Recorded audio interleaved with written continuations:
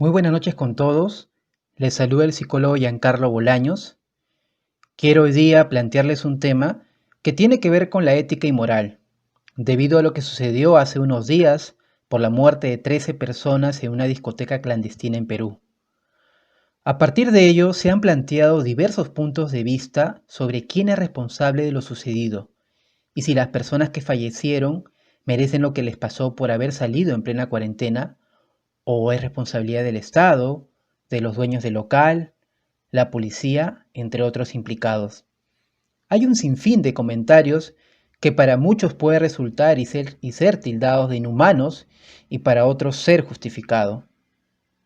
Mi idea de traer el tema a debate no viene de asumir una postura en particular, pero sí de analizar dos perspectivas sobre la moral. Una primera de ellas que tiene que ver con cómo se desarrolla la moral en las personas desde que nacen hasta la adultez, y la otra teoría habla sobre la desconexión moral y que responde a por qué un individuo que es considerado bueno puede hacer daño o justificar un acto perjudicial a otros. Así que quédense conmigo, que esto recién comienza. Bueno, amigos, amigas, antes de hablar de las teorías que les mencioné, es necesario primero definir qué es ética y qué es moral. La ética viene del griego ethos, que significa forma de ser o carácter. La ética básicamente estudia los principios que deben regir la conducta humana al tratar de explicar las reglas morales de manera racional, fundamentada, científica y teórica. Aunque normalmente la ética respalda y justifica las prácticas morales, otras veces parece estar en contradicción con estas. En cambio, la moral, la palabra moral básicamente deriva de la palabra latina moralis, que significa relativo a las costumbres. La moral, por lo tanto, se centra en la práctica, en las expresiones concretas del comportamiento que derivan del sistema de valores y principios. En otras palabras, la moral se dice que es un conjunto de reglas que se aplican en la vida cotidiana y todos los ciudadanos las utilizan continuamente. Seguro estarás preguntándote, entonces, ¿cuál es la diferencia entre ética y moral? Aparentemente son similares, pero con este ejemplo lo vas a entender mejor. Pongamos que, de acuerdo a las costumbres vigentes del siglo XIX, ¿no?, la moral dictaba que toda mujer estaba subordinada a la voluntad de los hombres, ¿no?, en cuanto tenían que hacerle caso al hombre de la casa, y rebelarse ante ellos sería algo inmoral. Esta norma ha cambiado progresivamente, ¿no? En la actualidad, en el siglo XX y siglo XXI especialmente, la independencia de la mujer es algo que se valora mucho y se considera más bien inmoral su impedimento. La ética va más allá de eso. La ética básicamente considera el respeto como un principio fundamental. Como este principio es lo más importante para la ética, no está subordinado necesariamente a un contexto cultural, ¿no? Trata de plantear una reflexión sin discriminación de origen, raza, sexo, orientación o religión. La ética, por lo tanto, no discrimina de acuerdo al universo de usos y costumbres. Va más allá de eso. Por ejemplo, en este caso la ética desde siempre hubiera cuestionado el por qué una mujer tendría que subordinarse a un hombre, más allá del tiempo y espacio en el cual esté. Por esa razón es que a veces se dice que la ética va en contra de la moral.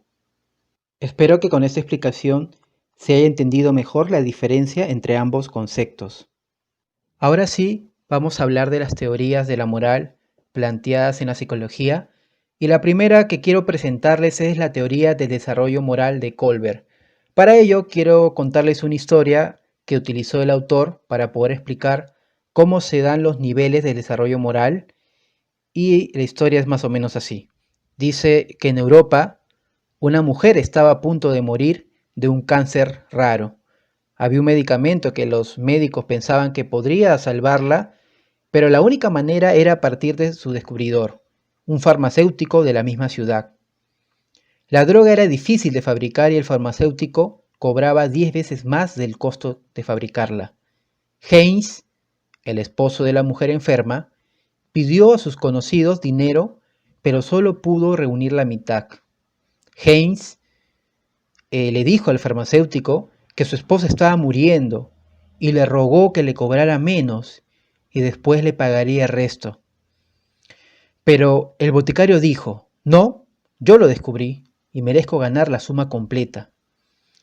En la desesperación, Heinz terminó robando la medicina para salvar a su esposa. Colbert, en relación a eso, hizo una pregunta: ¿debió Heinz proceder de esa forma? Colbert no estaba realmente interesado en saber si la persona respondía sí o no, sino en el razonamiento detrás de su respuesta. El entrevistador quería saber por qué el sujeto piensa que Heinz debería o no haber robado la droga. En relación a ello, Colbert, el autor de esta teoría, plantea 3 niveles para hablar del desarrollo moral. El nivel 1 lo llamó la moralidad preconvencional, que se da de 0 años a 9 años. Para eso plantea 2 etapas. La etapa 1, que es obediencia y castigo. En esta etapa, Colbert menciona que los niños piensan que lo justo es lo que la autoridad dice. Hacer lo correcto es obedecer la autoridad y así evitar el castigo. El niño típicamente responde ante esta situación que Heinz no debió robar la droga, porque es contra la ley o es malo robar, como si esto fuera lo único que importara. Cuando se le pide que explique por qué, el niño responde generalmente en términos de las consecuencias implícitas, explicando que robar es malo porque te castigan. Y es cierto, ¿no? Los niños, cuando son pequeños, hablamos de niños de entre 3, 4, especialmente 5 años a 6, usualmente pues asocian el hacer algo malo como sinónimo de castigo. Cuando hablo de castigo no me refiero necesariamente a las consecuencias negativas que tengan que ver con violencia o con golpes. Pueden ser diversas consecuencias que el niño ha ido aprendiendo y asociándolo a la importancia de poder hacer las cosas correctamente, si no va a recibir un castigo determinado. Claro que en algunas familias, en algunas sociedades posiblemente, y en la actualidad especialmente, lamentablemente hay una sobreprotección de muchos padres hacia sus hijos y hace que muchas veces estos niños no distingan entre lo malo y lo bueno y se permitan ciertas conductas que a futuro afecten su desarrollo moral. Pero eso es un tema ya a discutir. Lo que quiero plantear es básicamente en esta etapa 1 cómo es que se da el desarrollo de la moral. En la etapa 2 le llamó individualismo e intercambio. Los niños ya no se impresionan con ninguna autoridad, sino tratan de mirar ambas caras de cualquier problema, ya que todo es relativo. Uno es libre de perseguir sus propios intereses, aunque a menudo es útil negociar y buscar un beneficio mutuo. Se podría señalar en esta etapa que Heinz podría creer tener derecho a tomar el medicamento. El farmacéutico podría creer lo contrario. Como todo es relativo, cada persona es libre de perseguir sus intereses individuales. Uno de los niños, por ejemplo, dijo que Heinz podría robar la droga si quería que su esposa viviera, pero si en lugar quiere casarse con alguien más joven y con mejor aspecto, entonces no lo tiene por qué robar. Si se dan cuenta, la manera como es interpretada en este caso la moral es relativa de acuerdo a la postura de quien lo mire.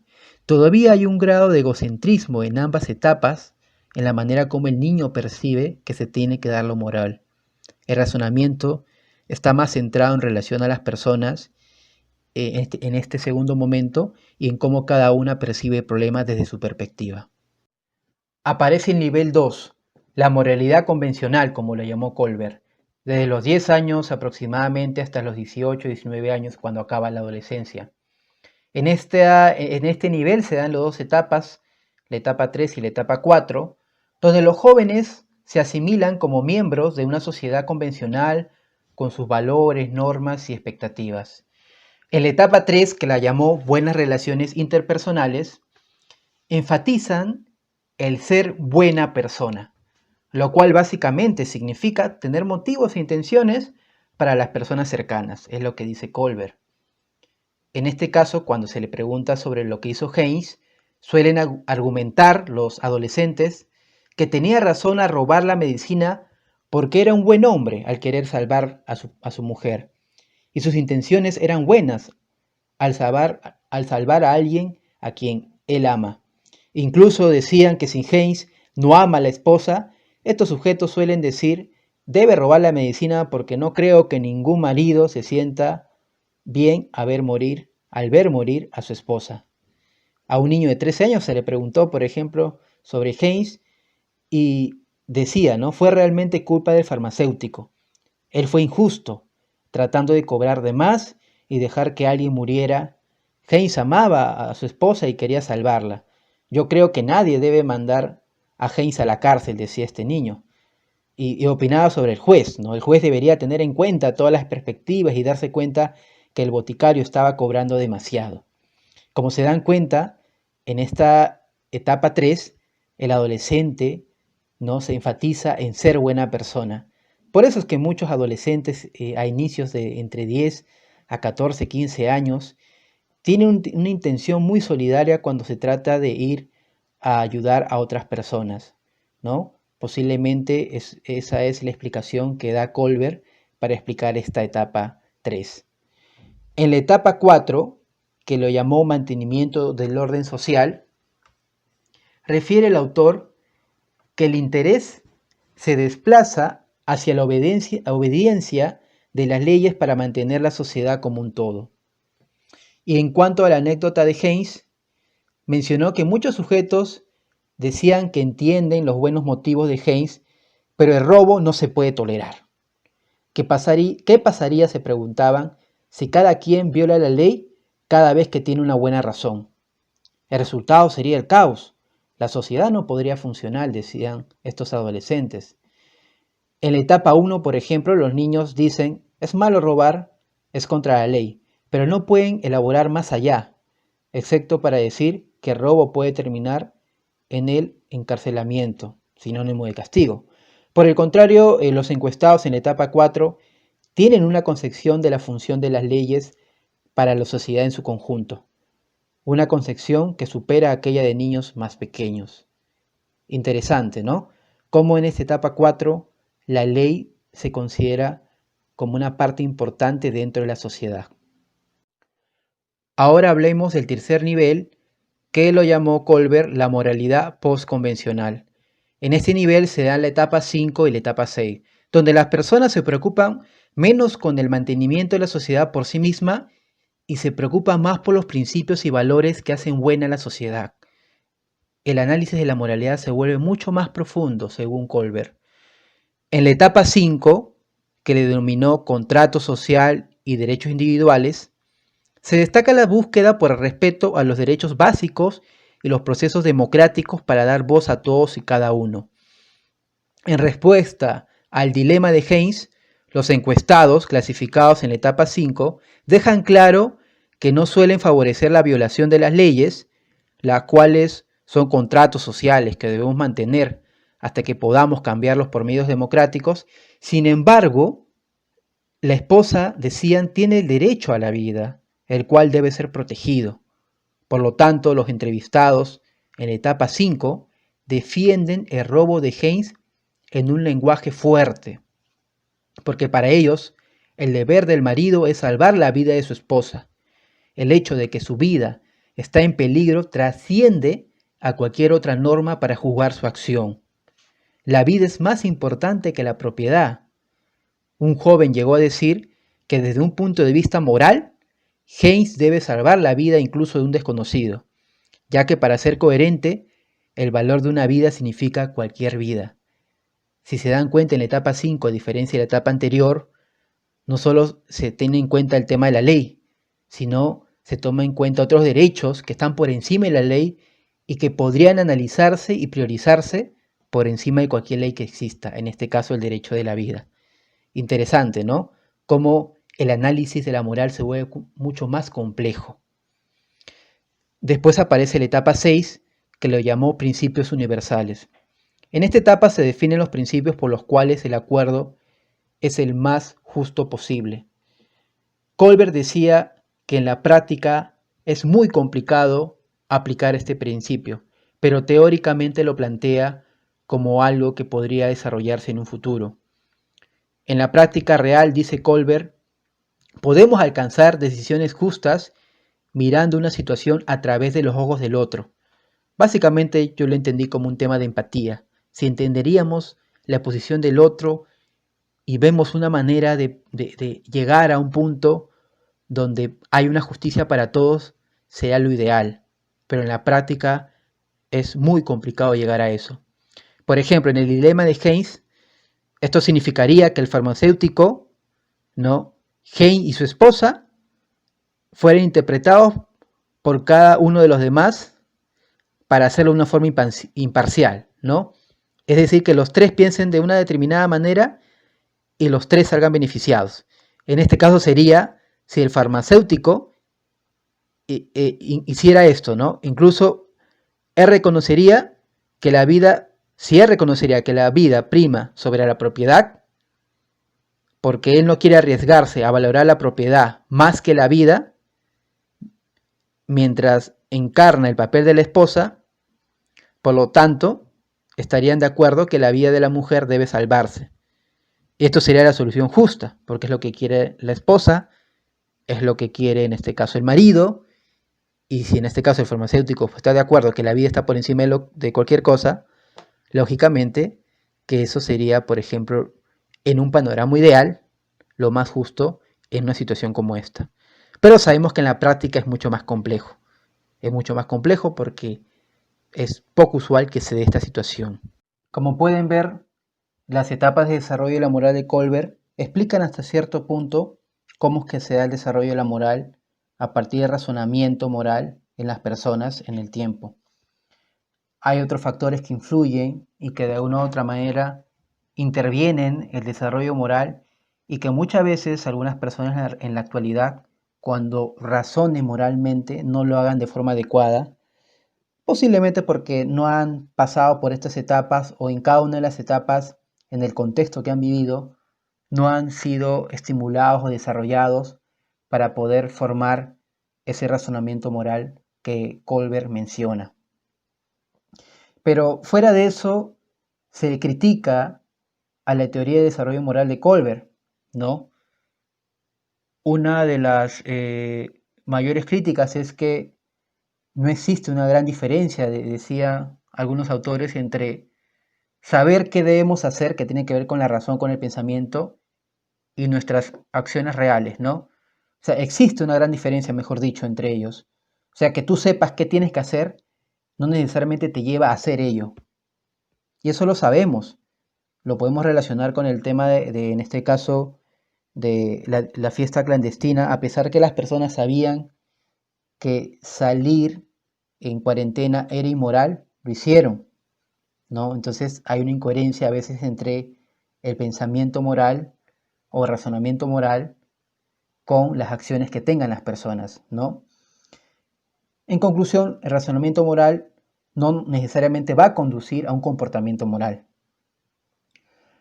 Otros críticos han señalado que la teoría de Colbert solo pone énfasis en el concepto de justicia como en la toma de decisiones morales, ¿no? ¿Qué es lo justo y qué no es justo dentro de la manera como me comporto? Pero hay otros factores que también son importantes, como la compasión, el cuidado y otros sentimientos interpersonales que pueden jugar un papel importante en el razonamiento moral. O sea, ¿qué hay detrás del razonamiento moral?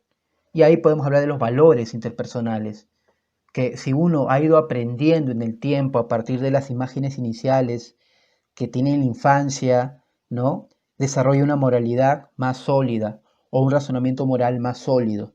Pero este tema, por ejemplo, no lo evaluó Colbert dentro de su teoría, por lo cual muchos la critican. Después, Carol Gilligan ha sugerido, por ejemplo, que la teoría de Colbert estaba sesgada por el género, ya que todos los sujetos en su muestra eran hombres, ¿no? En cambio, Gilligan sugirió que la teoría de Colbert subraya conceptos tales como la justicia, pero no aborda adecuadamente el razonamiento moral basado en principios, la ética del cuidado, la preocupación por los demás, que refería a Gilligan que era una característica que estaba muy marcada en las mujeres. Entonces, es muy interesante las críticas que aparecen a esta teoría, pero de alguna u otra forma nos permite reflexionar sobre cómo se desarrolla la moral, ¿no? Y es muy importante que a partir de esto ustedes lo tengan más claro y puedan pues entender un poco de cómo a veces es que piensa un niño, un adolescente, a diferencia de un adulto. Que no sea de forma absoluta, pero con el estudio de Colbert nos da un acercamiento al menos a cómo se desarrolla el proceso de la moral. Ahora sí vamos a pasar a hablar de la siguiente teoría, que es de la desconexión moral de Bandura. Este autor define la desconexión moral como un conjunto de mecanismos sociales, mentales, cognitivos, ¿no? Que permiten a la persona justificar actos perjudiciales para los demás a modo de evitar dañar su autoimagen o sentirse mal, ¿no? Estos actos no solo perjudican a la persona que está siendo dañada, maltratada, ¿no? Sino a las personas de su alrededor también, ¿no? Quienes tienen un papel menos protagónico, pero a quienes le recae cierta influencia. Sé que en términos teóricos es complicado entenderlo, pero estoy seguro que a medida que les vaya explicando lo van a entender más claro. Y no tiene que ver para nada esto con el desarrollo moral, ¿no? Aquí, con esta teoría, Bandura explica claramente por qué muchas veces lo que pensamos no siempre va en relación a nuestras acciones. A veces podemos encontrar mecanismos para explicar por qué podemos tener actos que no son morales y a pesar de eso no sentirnos mal por ello. Entonces ahí se pregunta, ¿no? Bandura, ¿por qué la gente buena puede cometer actos crueles? Y es donde Bandura dice que las normas no operan como algo inquebrantable, que siempre tiene que darse de una determinada manera. Porque tenemos la capacidad, decía Bandura, de conectarnos con con esas normas morales y desconectarnos de nuestras normas morales. Una persona, decía, puede ser excesivamente compasiva y empática y al mismo tiempo cruel.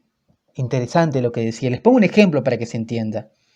Por ejemplo, una persona que está en la guerra escribe una carta llena de compasión y empatía a su padre, que está enfermo, a su esposa a la distancia.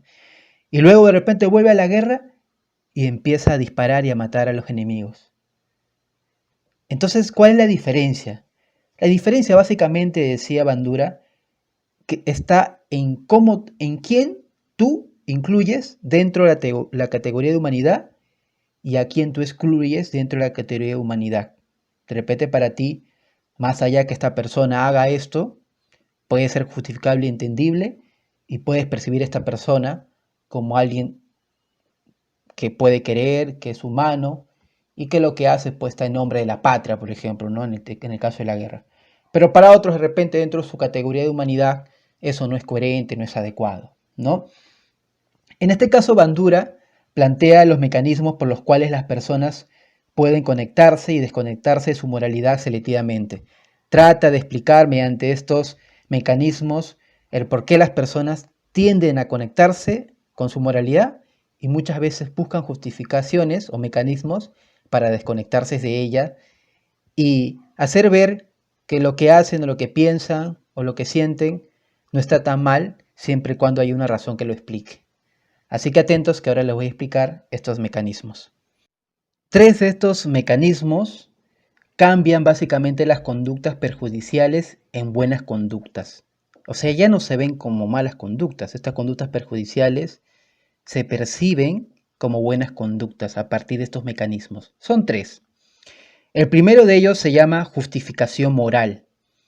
En este caso, el sujeto, la persona, trata de justificar moralmente las acciones dañinas con muy diversos argumentos para convertir una mala conducta en una buena manera de comportarse, frecuentemente diciéndose a sí mismos que los medios utilizados son necesarios para la consecución de un fin valioso. Ya aparece la frase clásica, el fin justifica los medios. Por ejemplo, una persona puede decir, robo porque tengo hambre. El tener hambre hace que robar no sea mal visto y hace que se sienta menos mal por eso. Le pegué a mi pareja porque me engañó, ¿no? Y algunas personas a veces socialmente lo refuerzan, ¿no? Está bien, pégale porque te ha engañado, o tú haces eso porque te mereces. Dense cuenta que a veces justificamos actos inmorales por conductas que también siguen siendo inmorales, pero no se ve tan inmorales por lo que supuestamente lo justifica, ¿no? Por ejemplo, también una industria de tabaco continúa fabricando cigarrillos para evitar despidos. Claro, ¿no? Despedir a alguien es inmoral, pero para que no suene tan mal vender cigarrillos, ¿no? Usan este razonamiento o una forma de justificar la acción que están haciendo para que no suene tan inmoral. Seguro muchos de ustedes a un momento dado han justificado moralmente un acto inmoral para no sentirse tan mal o para no verlo tan mal. Ese es uno de los mecanismos que menciona Bandura, que tienen muchas personas cuando cometen actos dañinos, acciones inmorales, para no sentirse tan mal o no verlo tan mal, ¿no? Y más bien verlo como algo que se justifica. Otra segunda, ¿no? De estos mecanismos es básicamente la que llamó comparación paliativo-ventajosa. Es un término un poco extraño, pero ahorita lo van a entender con la explicación. Supone básicamente realizar comparaciones entre la propia conducta y otra considerada mucho peor. De tal manera que por comparación la primera no parece tan grave, ¿no? Por ejemplo, no sé si han escuchado esto ustedes en algunas personas. Sí le he gritado, decía una mamá, cuando le gritaba a su niño, pero nunca le he pegado como otras personas. Entonces, el hecho de no pegarle, al hacer esta comparación, gritarle pues es menos dañino. Pero sabemos que así no haya golpe, igual gritar es un tipo de maltrato o violencia. Pero algunas personas encuentran una justificación a este acto inmoral comparando una conducta más grave, aparentemente, con una conducta menos grave. Otro ejemplo, y seguro esto lo han escuchado muy seguido. Yo le fui infiel, pero él o ella me engañó con más personas. Esa comparación aparentemente hace menos dañino o menos mal visto la persona que engañó a otra porque la otra lo hizo de peor manera, ¿no? Por la manera como esta persona interpreta un acto que para ella o para él puede ser menos inmoral que la que tuvo la otra persona. Interesante, ¿no? Cómo es que salen ciertos mecanismos para poder justificar o poder encontrar una respuesta a por qué yo hago esto y no es tan feo o tan malo como lo que hace la otra persona. Seguro que algunos de ustedes estarán recordando por un conocido o porque ustedes mismos de repente lo han utilizado, cómo este tipo de mecanismos nos llevan a cometer actos en perjuicio de otros o que podrían tildarse de no morales, pero que no suenan tan mal a partir de utilizar estos mecanismos. Después hay otro tercer mecanismo que es el lenguaje eufemista. Sé que los títulos suenan un poco complejos, pero no se preocupen, con los ejemplos, con las explicaciones lo van a entender mucho mejor. Básicamente, esta modalidad de mecanismo defensivo tiene que ver con la intensidad y la gravedad de la conducta inmoral, que se ve reducida o tergiversada a través del lenguaje, expresándose de tal modo que pierde su carácter dañino. Ponen nombres neutros a acciones inmorales, o nombres caletas, valga la redundancia de esta palabra coloquial. Por ejemplo, en vez de decir infidelidad para que no suene tan inmoral y tan mal, dicen, me eché una canita al aire, ¿no? U otra palabra también, vamos a hacer un reajuste salarial, en vez de decirte, vamos a reducir tu sueldo. Claro, como reajuste salarial será diferente. O otra palabra que han escuchado seguro, vamos a hacer regulación de la planilla, en vez de decirte, vamos a despedir a personas. Este lenguaje, de forma discreta o de forma que no suene tan mal, ¿no? Ciertos actos inmorales o acciones inmorales las mencionan, pero de esta manera pues no suena tan chocante. Lamentablemente eso lo vemos constantemente en el lenguaje de los políticos y de los medios de comunicación para sacar más las noticias, pero para que no sea tan chocante o genere tanto revuelto en la sociedad, están pues detrás estas frases pues eufemistas como le llaman y que esconden detrás pues acciones inmorales, ¿no? Interesante, ¿cierto? Entonces vamos a continuar a seguir hablando de las siguientes mecanismos que plantea Bandura. Las otras dos conductas, o en todo caso dos mecanismos que también menciona Bandura, son para burlar principalmente el sentido de responsabilidad de la conducta destructiva. Y lo explico mejor, estos dos mecanismos. La primera de ellos se llama desplazamiento de responsabilidad. Es un mecanismo ampliamente utilizado hoy día y se trata básicamente de atribuir todo o gran parte de la responsabilidad de los propios actos a otras personas o situaciones. En muchas ocasiones dicha persona tiene cierta posición de superioridad con respecto al sujeto. La frase que suele escucharse para este mecanismo es: solo yo seguía órdenes. O otra frase que seguro han escuchado: me dejé llevar por mis instintos, ¿no? Les pongo algunos ejemplos para que se entienda. Matar a alguien y decir que fue por mis instintos. Claro, decir que fue por mis instintos, desplazo la responsabilidad a mis instintos y de esa manera pues matar a alguien no suena tan malo o tan inmoral, a pesar que lo sea, ¿no? O la otra, que tiene que ver básicamente con los nazis. El exterminio de los judíos, por ejemplo, decir que mataste a personas porque seguías órdenes de un superior, en este caso Hitler, ¿no? Claro, así la responsabilidad se desplaza básicamente al superior y uno pierde responsabilidad sobre sus actos, pero sabemos que en la realidad eso no es así. Otro mecanismo que suele utilizarse es el difusión de la responsabilidad. Les explico para que se entienda mejor. Uno puede autojustificarse atribuyendo las acciones a las decisiones o intervenciones de grupo al que pertenece. Como cuando alguien se escuda en que ha sido toda la clase, ¿no? Para explicar un caso de abuso escolar. Y así se siente menos mal y incluye pues a todos los participantes en clase, ¿no? Otro ejemplo para que se entienda. Las personas, por ejemplo, que fueron a esta fiesta clandestina, ¿no? Que les comenté en un principio, donde fallecieron 13 personas. Se le entrevista a una de ellas y dice: yo no he sido el único que he estado tomando, todos los presentes hicimos lo mismo. ¿Ah? ¿Se dan cuenta? Y así pues la responsabilidad ya no solo es de mía, sino también es de todos. Y así yo me siento menos mal y así me es más fácil también de repente caer en un acto inmoral y no verlo tan inmoral porque hay muchas personas que están haciendo lo mismo, ¿no? Detrás también hay una justificación moral, pero hay una forma también de yo no serme responsable y transmito la responsabilidad a otra persona, ¿no? Y en este caso estamos relacionando más con el grupo.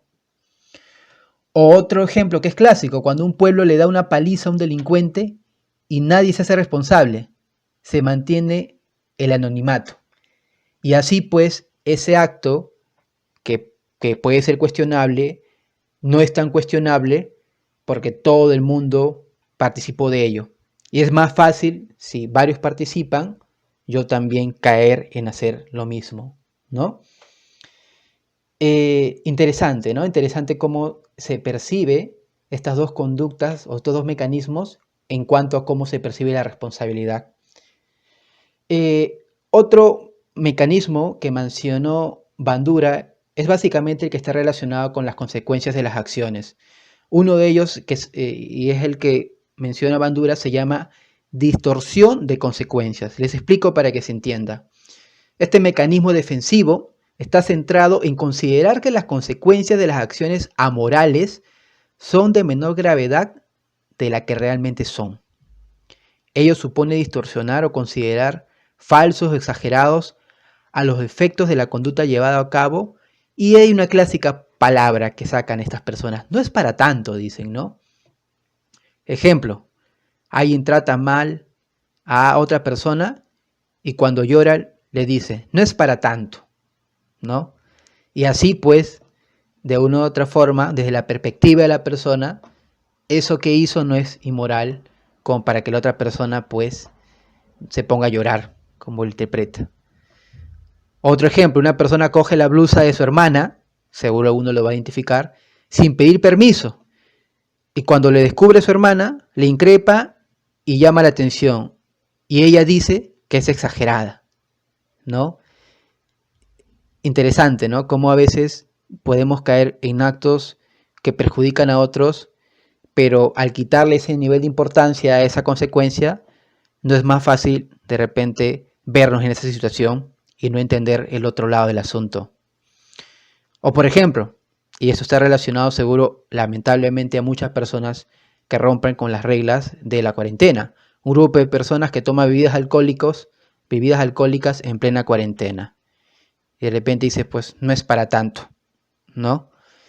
Y así pues muchas veces se justifican las consecuencias y el acto perjudicial o inmoral no se ve tan mal. Unos dos últimos mecanismos que explica Bandura es básicamente el que atribuye la culpa a la víctima, ¿no? De esta manera sienten que es justificable esa moral y luego deshumanizan a la víctima. Y este primer mecanismo es el que llama Bandura atribución de la culpa. La atribución de la culpa, básicamente para Bandura, es trasladar la culpa del efecto nocivo a los demás o a la situación, aludiendo que es la víctima quien forzó o provocó el comportamiento agresivo. Este ejemplo se lo han escuchado muchas veces y espero que ustedes no lo hayan utilizado, pero si no, sería bueno ponernos a reflexionar. Ocurre, por ejemplo, cuando una mujer es abusada sexualmente y se le culpa por andar vestida de cierta forma, ser amable o estar en la calle a cierta hora.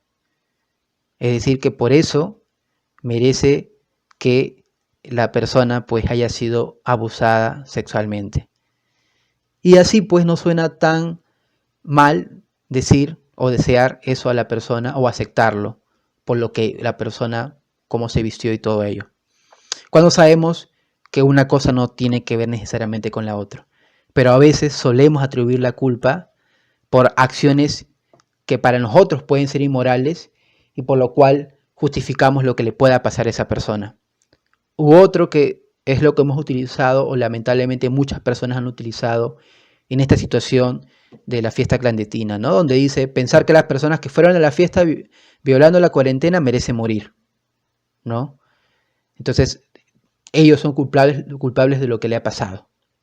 Es cierto que hay una responsabilidad de parte de estas personas, pero es muy diferente decir que merecen una pena por lo que hicieron a decir que merecen la muerte por lo que hicieron, ¿no? Pero a veces solemos caer en decir esas cosas, atribuir la culpa a la persona por lo que hizo, y de esa manera pues no ver tan amoral decirlo, ¿no? Y aparentemente no suena tan mal, porque la otra persona de por sí, al haber violado una regla, una ley, merece lo que le pasa. U otro clásico que a veces se le preguntó a un productor de televisión, ¿no? Los productores de televisión que pasan por programas o que pasan programas violentos o con alto contenido sexual, responsabilizan a las personas de ello, ya que si ellos no vieran esos programas, no se distribuirían. Y eso es una manera de atribuir la culpa o responsabilidad a las personas y ellos no hacerse responsables de lo que ellos hacen. Y es una manera de atribuir también la culpa y justificar los actos de perjuicio o inmorales y no verlos pues tan mal como lo que puede haber hecho otra persona. Y esto podría conducir, dice Bandura, a la deshumanización. Dice que la deshumanización desaparece el malestar psicológico que se siente producto del daño causado y abre una puerta a seguir cometiendo más y mayores crueldades. Decía Bandura que es difícil infligir daño a alguien que se percibe como ser humano igual a uno mismo y por el que se siente compasión y empatía. Pero si alguien es concebido como degenerado, salvaje, como poca cosa, entonces es más fácil permitirte ocasionarle perjuicio, hablar mal de él, desearle la muerte y simplemente hablar por hablar sin importarte lo que le pueda pasar. Y eso es lo que vemos en la actualidad, lamentablemente. Hay mucha deshumanización del entorno, por el cual cualquier persona puede comentar sin siquiera evaluar lo que está diciendo y simplemente hablar desde la emoción, sin ningún razonamiento o freno que le haga pensar realmente si lo que está diciendo no va a perjudicar al que lo lea. En conclusión, es importante entender que desde pequeños empezamos a desarrollar la moralidad teniendo en un principio como modelos a nuestros padres o personas que están a nuestro cuidado. Si bien es cierto que todos potencialmente podemos desarrollar el razonamiento moral, hay que tomar en cuenta que las pautas de crianza y el aprendizaje de los valores es fundamental para convertir el pensamiento moral en acciones o conductas morales, que en lo posible sean congruentes y no caigamos en lo que llamaba Bandura como desconexión moral. La filósofa Adela Cortina decía que cuando alguien mantiene un valor, sea responsabilidad, respeto, empatía, entre otros, tiene que estar dispuesto a defenderlo con argumentos. Si no, la chica o el chico no sabe cómo defenderse ante nada y se vuelve dogmático fundamentalista, como decía Adela Cortina. Es decir, rígido y cerrado en sus ideas y creer ser dueña o dueño de la verdad en el tema moral y ético. Toma decisiones intuitivamente y emocionalmente, más que con argumentos y razonamiento. Si uno no tiene razones ni tiene explicaciones, como decía esta autora, va actuando emocionalmente y es más fácil que llegue alguien y manipule sus emociones, como lo vemos en la actualidad. Sacan una noticia y la persona sin razonar lo toma como verdad, no busca cuestionar la noticia o averiguar más de ella. Lamentablemente, vamos a ser víctimas de la emotividad sin explicación ni razones. Por eso esta autora plantea educar las emociones. En relación a los argumentos, hay que darse, decía, un espacio en la familia y la escuela, donde se den argumentos de por qué comportarse así es mejor, de analizar los dilemas morales y evaluarlos desde los valores humanos. Bueno, eso es todo de mi parte. Si quieren conocer más de mí y mis servicios, ingresen a mi página web www.jjbolanos.com o escríbame a mi correo info@jjbolanos.com. También pueden escribirme un mensaje directamente desde mi página de Facebook. Les agradezco por su atención y nos vemos pronto. Muchas gracias.